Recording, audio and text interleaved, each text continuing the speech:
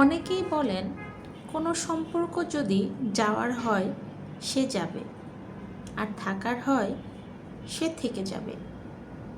না, কথাটা মনে হয় সম্পূর্ণ ঠিক না।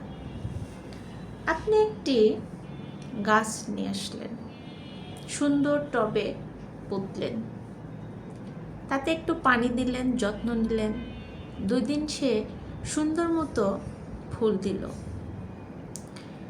কিছুদিন পর আপনি আর সেই টবের গাছটাকে পানি দিচ্ছেন না, যত্ন করছেন না, তার দিকে তাকাচ্ছেন না।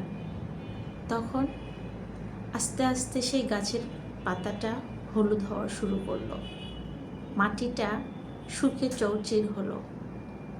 একদিন গাছটি শুকিয়ে মরে গেল।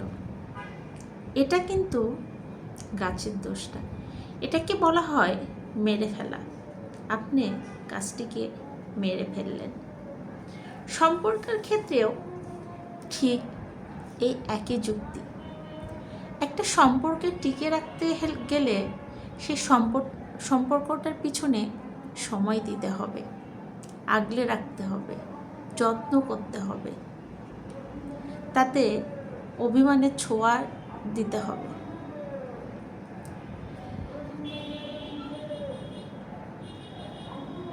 একটা ছোট্ট জন্মদিন, একটা ভালোবাসা দিবস, একটা বিবাহবার্ষিকী উদযাপন করলেন, দুজন সুন্দর মুহূর্ত কাটালেন, তাতেই না সম্পর্কটা সুন্দর হবে।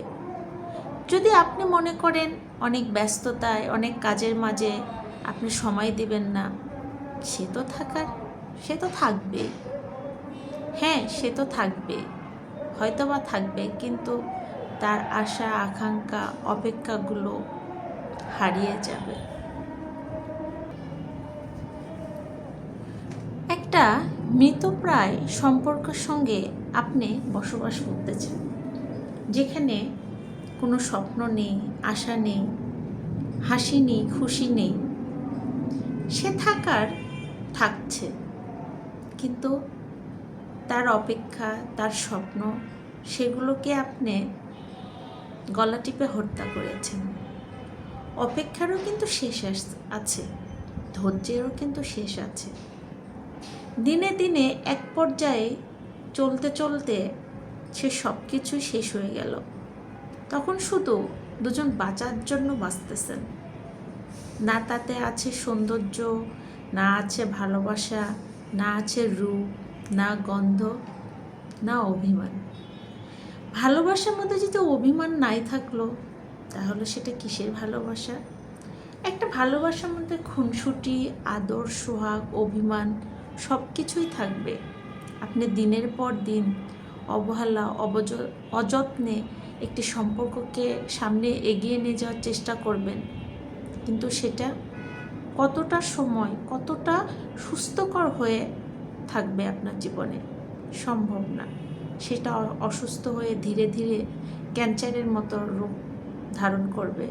একসময় সেটাকে কেটে ফেলতে হবে। এই সব কিছু চলতে চলতে একদিন সেটির নাম দেওয়া হয়ে যাবে ব্রেকআপ বা বিচ্ছেদ।